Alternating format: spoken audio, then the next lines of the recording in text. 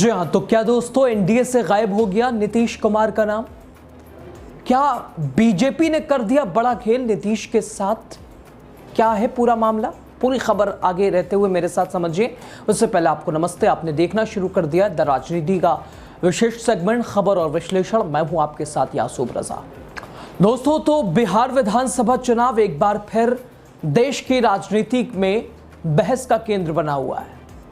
चुनाव आयोग के एसआईआर यानी विशेष गहन पुनरीक्षण अभियान से नतीजे कितने प्रभावित होंगे, इस पर मंथन जारी है।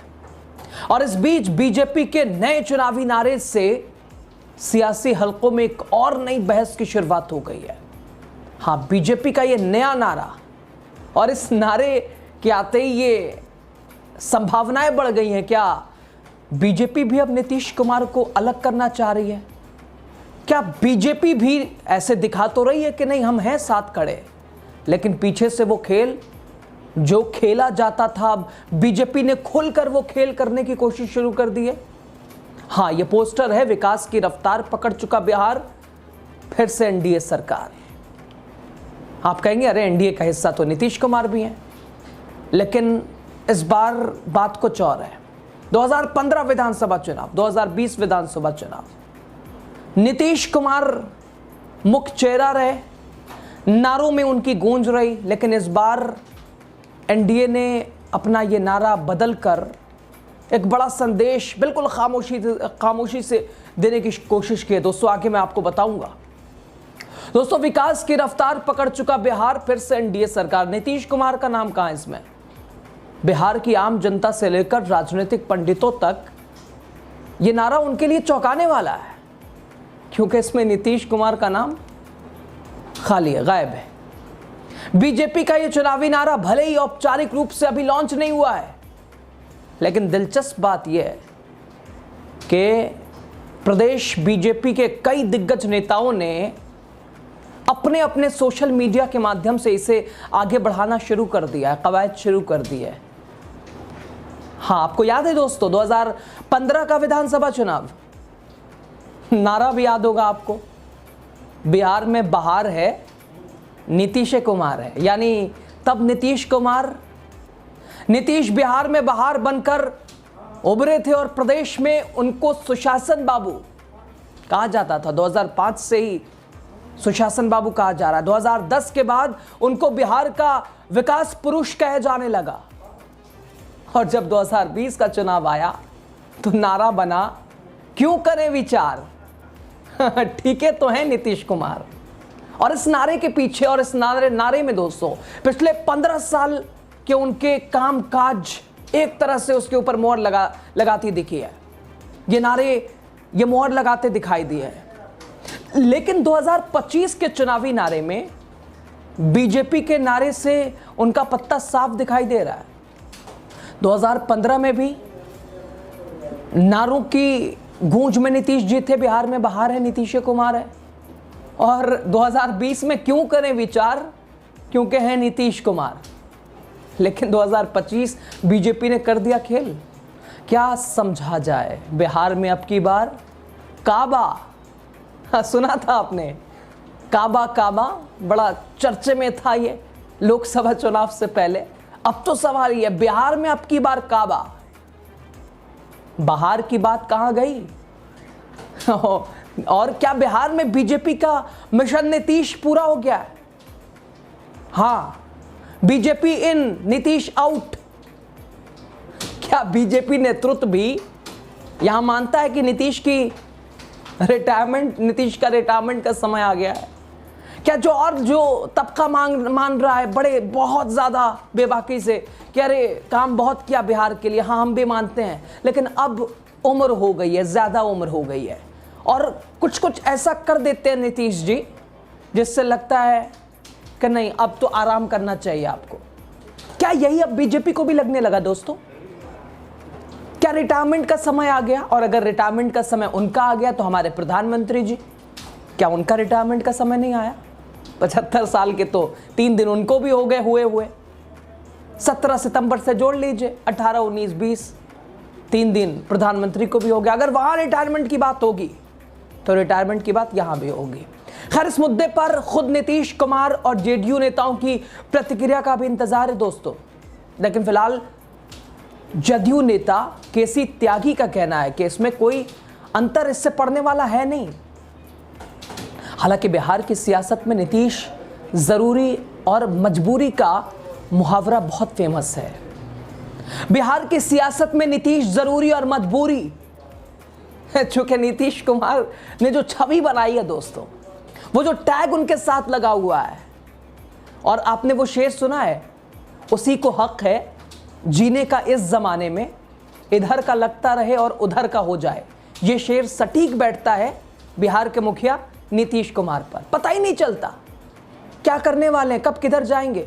और शायद बीजेपी भी ये समझ रही है कि अगर थोड़ा सा भी उनके अनुरूप हम नहीं चले तो वो कुछ भी कर सकते हैं। वो उधर, हालांकि उन्होंने तो बोला था मट्टी में मिल जाएंगे, भाजपा में नहीं मिलेंगे। हाँ, आज किसके साथ हैं? शायद वही भाजपा के साथ खड़े हैं। तो वो तो खैर दोस्तों, इससे गुरेज भी नहीं है। राजनीति में दल बदल वाली राजनीति, इससे गुरेज नहीं है। और नीतीश कुमार ने शायद अपनी छवि अधिकतर बहुत सारे विषयों पे अच्छी बनाई है, लेकिन ये विषय उनके लिए कमजोरी का बना, ये विषय उनको घेरने वाला बना। क्योंकि इमेज के ऊपर इंपैक्ट तो पड़ता ही है। भरोसे की बात टूटती है, विश्वास टूटता है, भरोसा टूटता है। हाँ, सिर्फ सरकार नहीं बदलती है। वो शहनवाज हुसैन का बड़ा एक चर्चे वाला मंत्री थे, बिहार सरकार में मंत्री थे, दिल्ली में थे तो मंत्री थे, उनका बड़ा ये बयान चर्चा में था। और शायद नीतीश कुमार ही वजह थे उसके कि दिल्ली से उड़े तो मंत्री थे और बिहार पहुंचे, लीजिए साहब पूर्व मंत्री हो गए। यानी ऐसे बिहार की राजनीति, समझ पा रहे हैं आप। अब ऐसी सिचुएशन में नीतीश मजबूरी या जरूरी, ये सबसे महत्वपूर्ण सवाल बन के रह गया दोस्तों। प्रदेश की राजनीति में नीतीश ने अपनी उपस्थिति और निर्भरता कुछ इस भांति बनाई है कि उनके बिना ना तो आरजेडी और ना ही बीजेपी का मिशन पूरा हो सकता है। ये नीतीश कुमार की कार्यशैली है, ये नीतीश कुमार की क्षमता है दोस्तों। भले ही टैग लग गया कि भाई इधर उधर कुछ भरोसा नहीं, आज इधर कल उधर, लेकिन नीतीश कुमार को छोड़कर सरकार की कल्पना नहीं है दोस्तों। क्योंकि आपने देखा 20 सालों में बहुत कुछ बदला बिहार में, लेकिन एक चेहरा स्थिर बना रहा, एक चेहरा रुका रहा, टिका रहा, और वो कुर्सी का हिस्सेदार बना रहा। वही चेहरा नीतीश कुमार का। गलियारों में सवाल उठना लाजमी है दोस्तों, चूंकि बीजेपी का केंद्रीय नेतृत्व हो या प्रदेश स्तर के नेता, सभी ने हमेशा यही कहा है कि बिहार का आगामी चुनाव पीएम मोदी के चेहरे और नीतीश कुमार के नेतृत्व में लड़ा जाएगा। तो अब नीतीश कुमार जी का नाम कहां गया? बीजेपी इस बार नीतीश का नाम क्यों भूल गई? आखिर इसका क्या संकेत हो सकता है? दो टूक सवाल कि चुनाव बाद अगर एनडीए दोबारा सत्ता में आती है तो क्या सीएम चेहरा कोई और हो जाएगा? जब आप कह रहे हैं कि सीएम और एक ही चेहरा है, एनडीए बिहार में नीतीश कुमार के नाम से लड़ रही है, तो कहां है नीतीश जी इस पोस्टर में? कहां है उनका नाम, उनका दल, उनका दिल? तो क्या समझे? बीजेपी नेतृत्व का ये आभास, और बीजेपी नेतृत्व को भी दोस्तों यह आभास हो चला है कि पिछले विधानसभा चुनावों की तरह नीतीश कुमार का नारा देना इस बार रिस्क हो सकता है। अगर नीतीश के नाम को आगे रखते हैं तो रिस्क है बीजेपी के लिए, एनडीए के लिए, क्योंकि बिहार में राहुल गांधी की यात्रा और तमाम सर्वे में तेजस्वी जिस तरह लगातार सत्ता को चुनौती देते दिखाई दे रहे हैं, ऐसे में अकेले नीतीश का नाम और चेहरा आखिर कितना जादू कर सकता है? संभव है बीजेपी ने यह विचार किया हो कि नीतीश कुमार को बूस्टर डोज देने के लिए एनडीए सरकार का नारा देना जरूरी है। सियासत के इस दाव पेच में दोस्तों अब सबकी नजरें बीजेपी की अगली चाल पर टिकी है, लेकिन इतना तय है कि बिहार में अब की बार की लड़ाई पिछले बार से बहुत अलग होने जा रही है, समीकरण अलग होने जा रहे हैं। और निश्चित तौर पर चूंकि राहुल की यात्रा ने, तेजस्वी की यात्रा ने, और अभी ये यात्रा का दूसरा पार्ट, यात्रा का दूसरा ये वर्जन, इसने भी तहलका मचाया हुआ है। नीतीश शाह के साथ मोदी भी परेशान है, बीजेपी भी परेशान है, लेकिन महागठबंधन की एकजुटता तो दिखाई देती है, लेकिन एनडीए के बीच खींचतान चिराग पासवान को आपने देखा, जितन राम मांझी को आपने देखा, उपेंद्र कुशवाहा को आपने देखा। सबके अपने तर्क, सबके अपने टारगेट, सबके अपने विजन, सबके अपने मिशन। किसी को अपने पार्टी को रजिस्टर्ड कराना है, तो किसी को अपना क्षेत्र बढ़ाना है, तो किसी को राजनीति ही उसी के लिए करनी है। और ऐसे में अब ये पोस्टर क्या बिहार में नीतीश जी की बहार को खत्म कर रहा है? नीतीश कुमार की छवि और नीतीश कुमार की उपस्थिति क्या उससे दूर कर रहा है? और बीजेपी का प्लान क्या इस बार नीतीश को साइडलाइन और नीतीश को छोड़ के सरकार बनाना किसी के लिए, चाहे महागठबंधन के लिए, चाहे अभी तक तो 20 साल में नहीं देखा गया, सीटें जरूर कम रही। इन दोनों मुख्य भारतीय जनता पार्टी और राष्ट्रीय जनता दल से सीटें कम रही जेडीयू के पास, लेकिन मुख्य बड़े भाई की भूमिका में कौन रहा?